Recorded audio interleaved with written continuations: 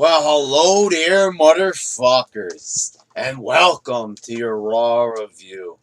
So, No Mercy, you've got two big matches I'm looking forward to.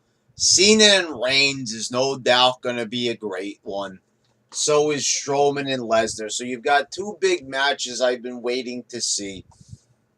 I've talked about them for a while, and Cena and Reigns is something that I've waited a while to see. And that's something that's two stars right there. The YWC won't admit it, but that's what two stars look like, and two stars are going to wrestle each other. So it's finally going to happen. But once again, last week you had some big moments. I said, I enjoyed the Strowman stuff and, dominating Lesnar and dominating Cena. And nothing in ring with Strowman this week. I'm not saying he has to have a match, but the only thing we get is a backstage interview. All right, let's start off from the top. So we start off with Kurt Angle and The Miz. They argue in the ring about the Intercontinental title not being on the line. Angle said that if Miz didn't interrupt him, he was just about to finish.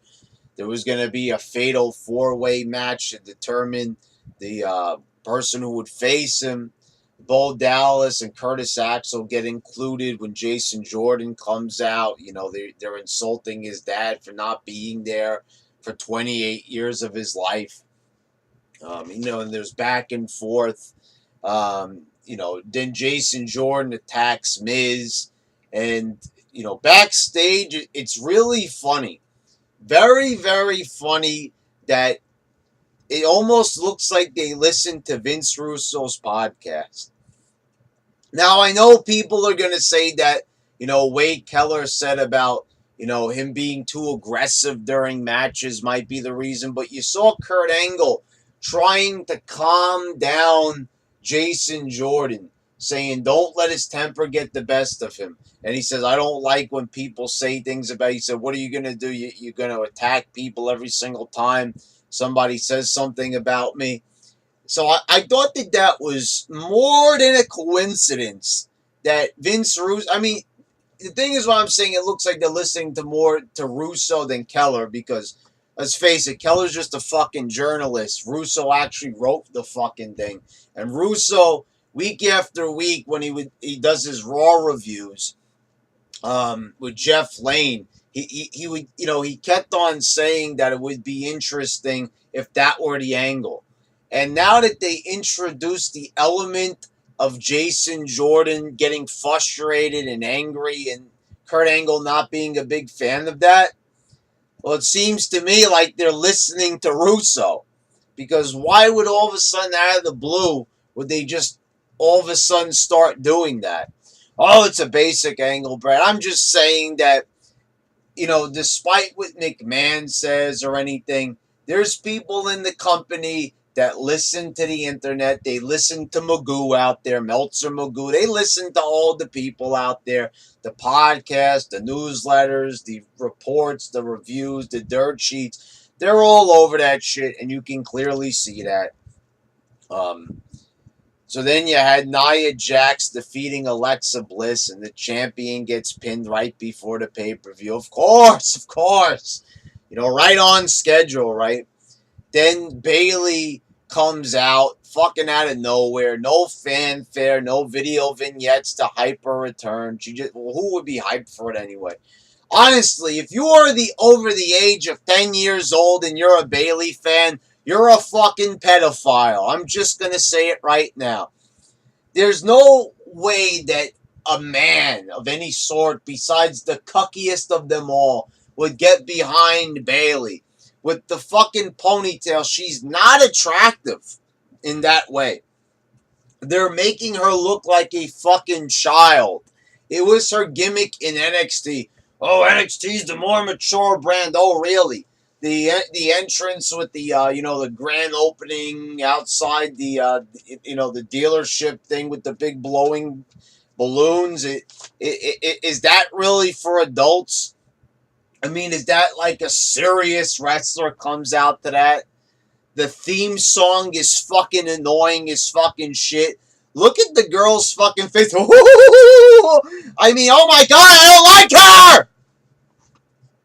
No offense, I mean, she's talented. I'm sure she's a nice person, but, I don't know. It's just she has such an annoying like that. I mean, like people hate that smiley baby face. I mean, everybody boos the straight up baby faces. They hated Rocky Maivia back in '96. So why are people getting behind Bayley? And it's clear that on Raw, nobody gives a fuck anymore about Bayley because I've explained this in the past. When you have an audience of 500 people for NXT, that's one thing. Oh, they have shows in the Barclays Center, Brad, where you live. Yeah, I know that, but that's a fucking pay-per-view. The thing is, this is not a good character. Anyway, she comes back. Alexa, Bayley, and Sasha, they all gang up on Nia. They tackle her. I'm not a big fan of just having Nia Jax. Okay, it was 3-on-1. I get that, but like I said, you don't have to book that to happen. Having Nia get her ass kicked every week. So if you're gonna serve up the champion to Jax, do not fucking just then have Jax get bitched out. I am sick to death of the fucking 50-50, but I fucking hate that side ponytail. Fuck it! Alright. I'm calm. I'm trying to calm down here. I'm just saying I'm so sick of them pulling the same fucking shit week after week. Why don't you just stop watching, Brad? Shut the fuck up already. I did stop watching. You guys know that. There wasn't reviews for a very long time here on this channel. And we might be headed in that direction again. Unless, the No Mercy really wows me. I don't know because I don't think I could take any more of this fucking shit. The stuff with Kevin Owens and McMahon, that's keep me hanging on, but I'm getting fucking sick and tired of all the other miscellaneous bullshit on this fucking show. So then they attack Bliss. She tried to celebrate with them. Then they made like, because I'm not sure that Bayley is in the match. What's the deal here? Is she, because I didn't go all over the internet before I did this vid. Is she a part of the match now? Like she just like that? She's already in it? So wait a minute, is Emma in it? Later on in the night they would show a tweet from Emma saying she had another opponent and then she was taking the night off. So why is Emma not there? Why is it week after week? Unless you have a fucking movie deal or some shit, why are they not there? What, this is the women's championship. This is the the women's revolution, whatever the fuck it is. Whatever you're calling it this fucking week. Why is she not there to help promote the match? It's not like it would really make it any better, but just saying to take it fucking seriously from how could you take this seriously? But Bayley gets inserted. I thought for a minute until they, that came later on, that maybe they just were pretending like Emma wasn't, because there was no mention of Emma, I don't think, during this match. Or the post-match beatdown on Nia and Alexa. So Cesaro and Sheamus came out. They started talking about nostalgia acts. Sheamus and Dean Ambrose and Seth Rollins came out, this annoying fucking tag team. They said that they're brothers and shit like that. Then the best thing since sliced bread came out. And I don't know what kind of character they're going for here. They tried with them, making them doctors one week. Talking about balls one week and testicles. And then, now all of a sudden, they said, that they're not good brothers. That the simple fact of the matter is that they're just nerds. What is this thing with Luke Gallows and nerds? Saying nerds all the time. Then Dean Ambrose starts acting like a fucking 5-year-old having a hissy fit. and Seth Rollins does some terrible acting. Oh, no, no, no, no, no. And then Dean Ambrose says, nobody calls me a nerd. That was just fucking horrible. I mean, what? What was that all about? You know, it was kind of like the Marty McFly, like calling him chicken, but Dean Ambrose acted like a retard. Like, no, not like just retarded, but like a retard. Like, he acted like he was autistic there for a minute. I'm just saying, like, he didn't act like a fucking fully grown adult in his 30s. He was acting like a fucking mentally disturbed child. They go on to have a triple threat tag match. Sheamus and Cesaro win it. The match took like all fucking night. Then you had Dustin Rhodes is backstage with Angle. He wants a match. It's not Goldust. It's Dustin Rhodes. You know, he wants to do man to man. You know, they're trying to make like this is, you know, the replacement for Finn Balor, so Bray Wyatt will see red like a bull because he'll see Balor, not Dustin. This not much would come of this. Apollo Crews defeated Kurt Hawkins. Hawkins did a pre-match promo saying that, you know, it's time to break the losing streak. Of course, Apollo Crews ended up beating him.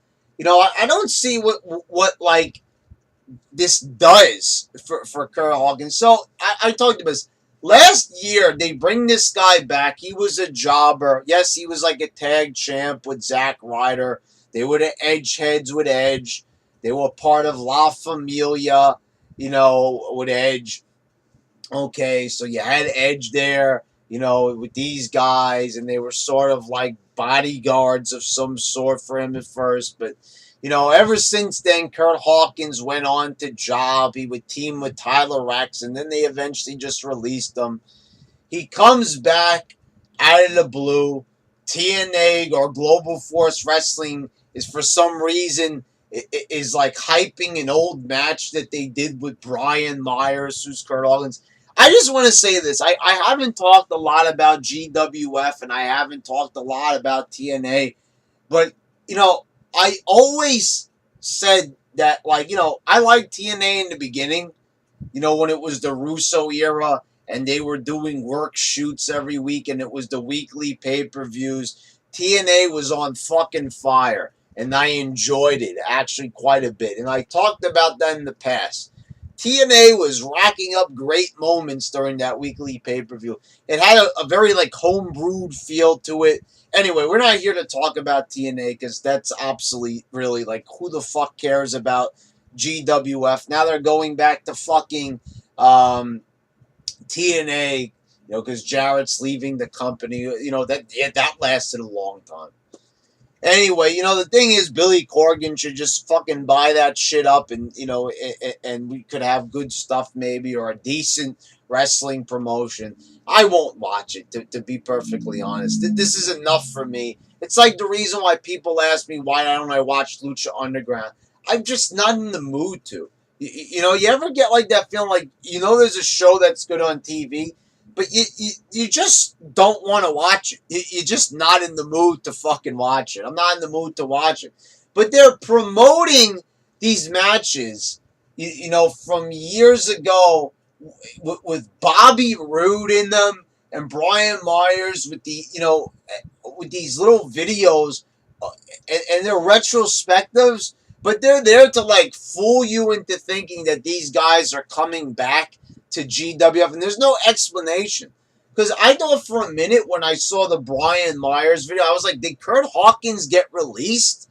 I didn't hear that. You know, and I was looking all over, and I didn't see anything. And I was like, okay, he's not back. It's just a video. It's an old video they're shooting for before GWF and TNA merged. So I don't get why they're having him lose. 115 losses now, I think. What does this do for him? Why did they bring him back just so they could give him a jobbing gimmick? Lesnar and Strowman have a backstage segment, and this is what I gotta say about this, guys, which confuses the fuck out of me. Not that this was bad. I really liked the way how they had Strowman positioned where he was in the shadows and he looked fucking menacing as shit. And they had that side by side bar. It was like Lesnar and Samoa Joe. It was like they said to themselves, "Oh, that was a successful interview like 2 months ago. Let's do it again," with no signs of it being a success. I mean, so Strowman. Okay, I said before that there was no in ring on Strowman. I almost forgot what was coming later on in the show. I apologize for that, but it was just one other thing later on in the show. That was going to be it. So obviously they revealed during the Joe Lesnar promo, the side split thing, that they're actually like backstage, just separated down the hall, right? I think.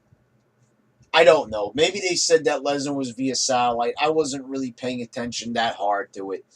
But, they did show with Joe and Lesnar that they're actually just placed sporadically throughout the building and that, they could be in separate rooms like down the hall from each other. But they don't bother to explore that possibility. So they just, they end it. They say some shit. Heyman, of course, won't stop talking. Can Heyman for 1 minute stop talking like this? Like a cheesy ass car salesman. It's like the same shit. Oh, he never used to be like that. Yes, I know that Heyman's a loudmouth. But, exactly, it's like, why every single promo is it like formatted the same way? Fucking switch it up for time to time, man. For fuck's sakes. You're better than that. Roman Reigns cut a promo, and this was really good. I gotta say, Reigns came out there by himself, and he was just, man, I don't know, but to say that his promos haven't improved, did he not do a good job? So I normally don't like when they throw to the Titantron, but the fact that they tried to show how Cena was mocking The Rock for not being there because of Hollywood commitments, and I guess Cena was there due to his, show that he has, the reality show. He wasn't there this week, which, by the way, that really is fucking shitty as fuck. I mean, Cena's not there. This is a big match. They're trying to get Reigns as fully over as they can do, and they didn't do everything in their power to make sure to get Cena on there somehow, to work something out, to do a fucking pre-tape backstage or some shit. You have a big match, and this is the thing. What I've got to say. Okay, so I'm not going to fault Cena for going out and trying to make some money. That's not his fault, but it's WWE. Fucking pre-tape something. You had this big-ass match, and you want people to buy your network. Of course, it's not going to work again. You want to have them watch No Mercy. You're loading this match up with two huge matches that could possibly be even WrestleMania or SummerSlam caliber matches. Perhaps even the Survivor Series, even if you want to say. It could be on the Big Four. Easily a Big Four match, but they're saving it for No Mercy because they want No Mercy to be as big of a show as it could possibly be when it normally isn't. So, why the fuck did they not make sure that something with Cena was featured besides the video? So, I like that. I like the little contrast he did with Cena talking shit about The Rock not being there 1 week and he wasn't there. And Reigns said that he was a fake-ass bitch and that he was full of shit. And, Reigns came off very genuine here, natural. It may have been a scripted promo, but he felt comfortable. The fans are booing him, and he used to get, flustered. Now, you can see the smile on his face. The man doesn't give a fuck what you think. He knows you're all just a bunch of virgins and losers who will probably never amount to anything in life. So, you're here at the show giving him a hard time. he doesn't give a fuck. Like he wrote to you bastards on Twitter. Like he wrote to all the marks. You know, who do you want to grow up to be? Those idiots in that fucking video saying why they hate Roman Reigns so much? All them neckbeards and losers? Or do you want to be like Roman Reigns, who looks like a fucking model and makes millions of dollars and has a nice family? You know I would choose the latter probably. Um, Bray Wyatt defeated Dustin Rhodes in a few minutes. Really, and it was like very odd seeing Dustin Rhodes. You know, for anybody who didn't see Dustin Rhodes wrestle in WWE, you know, when he's not Goldust, he would like wear, you know, like jeans and stuff, and but here he just like wore his Goldust outfit, but with no paint. So anyway, he just beats him. Finn Balor, you know, is backstage staring deadpan at the screen. Let me tell you a little story about a guy that liked to read fairy tales. It was me. It was me. Lame as fucking shit. Okay, so that's the match. You know, Bray Wyatt's laughing at him, you know, whatever. I'd laugh at him too. They did a nice tribute to Bobby Heenan, which might have been, you know, the best part of the show. You know, Heenan will be missed. I might do a separate video on Bobby Heenan, but, you know, we were talking on Facebook, a few of my YouTube friends, and we were saying what our favorite moments are. Not that was my favorite moment, but one of my favorite lines from Heenan, which is not going to be featured. I believe it was, what was it, Royal Rumble 93? What was the pay-per-view that Marty Jannetty and Shawn Michaels had their first match after the barbershop breakup? Remember where Shawn Michaels put Marty Jannetty through the window? During the match, Heenan said that Shawn Michaels has to hit Jannetty with something simple. He says, try a pile driver on the steel steps. Like that's something, like that was something like easy and simple. Yeah, not maybe nowadays it might be, but anyway, you know, Bobby Heenan was an amazing announcer. Somebody brought this up too on Facebook. Go listen to the Royal Rumble of '92. So there was another great Royal Rumble moment for Heenan. You know, when he was managing Ric Flair and he was the commentator, he was so good during that. I'll also never forget him, even during the Gimmick Battle Royal WrestleMania 17, and even in WCW. Heenan was always on point. He always had some great comments. He was funny. They showed the clips of the first Raw episode. You know, not that that was like a great Raw, but the Bobby Heenan made it so much better trying to sneak back into the building. Anyway, Enzo came out. He got beat up by Braun Strowman. That was the moment that I forgot to mention. So Strowman just beats him up. He leaves. That's all we see of Strowman. He's there. There's Braun. Lesnar, it's time to get your retaliation from last week. Nope, Lesnar's not there. Okay. You know, it would also have been kind of cool imagine if Braun is doing the interview and he doesn't realize that Lesnar's getting up because maybe he can't see Brock and Brock just goes into that room and they start brawling in there. I don't know. Anyway, Neville picks the bones. He hits the red arrow on Enzo as he's lying in the ring. Then Neville has a match with Grand Metalik. He beats him with the Rings of Saturn. You know, I don't think there was retaliation from Enzo at all. I guess he was too beat up. But, you know, okay. Just the match, just another cruiserweight match. Then in the main event, of course, because we always have to end with the Intercontinental title like it is the most important part of the show. And I understand people are going to say, oh, they're trying to make a bigger deal out of the Intercontinental title, just like they put the women's title in the main event sometimes. Well, if that is the fucking case, why wasn't there an Intercontinental title match at SummerSlam if it's so fucking important? Then people, you know, I think I mentioned this last week as well. Somebody commented on my Raw review, well, nobody watches the third hour. That's why they put all the good stuff in the second. There was no good stuff in the second hour. That split interview thing, That was okay. Like I said, I like the shadowing on Braun's face. But anyway, with that kind of logic, they're just, why have the third hour then? Why does USA allow them to have the third hour? Then if it's not as profitable as the other hours, when they can just put another show on in its place. I don't understand that for the life of me. But the fact of the matter is this: Raw used to start at 9 and end at 11. It didn't used to start at 8 and end at 10. So why is the third hour the lowest rated hour? You know, they need to fucking figure that out. Maybe because there's not good stuff on in the third hour.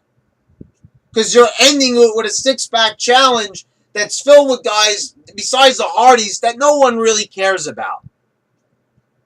You know, they threw Samson in there. You had Bo Dallas, Curtis Axel, and the Hardys. So the Hardys are in there. Jason Jordan ends up winning.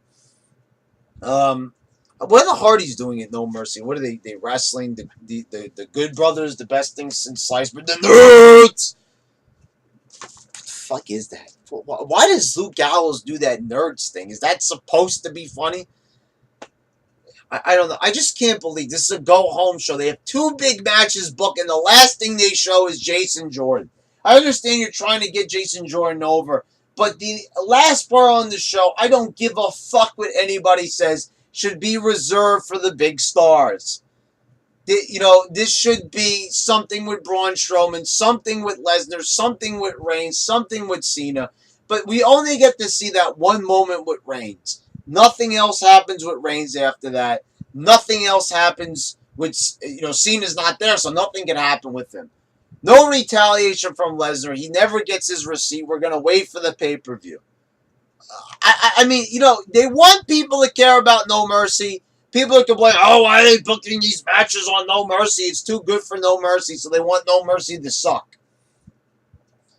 Why would you not want every WWE show to be the best that it can be? Just because WWE says it's the more important show, they're telling you we're going to make No Mercy an important show with some good matches.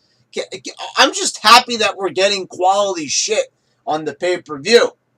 But we're not getting quality shit here on Raw. We did last week with some good Braun moments, but that was not a particularly good Braun moment. There was no action to be had. This was boring. It was boring as fuck. Let's just fucking come out and say it. Anyway, motherfuckers, there's your Raw review. I guess I'll see you for the SmackDown review and then the No Mercy review. This has been your YWC champ. Signing out. Oh, yeah, and Reigns did that too, the scene. Yeah.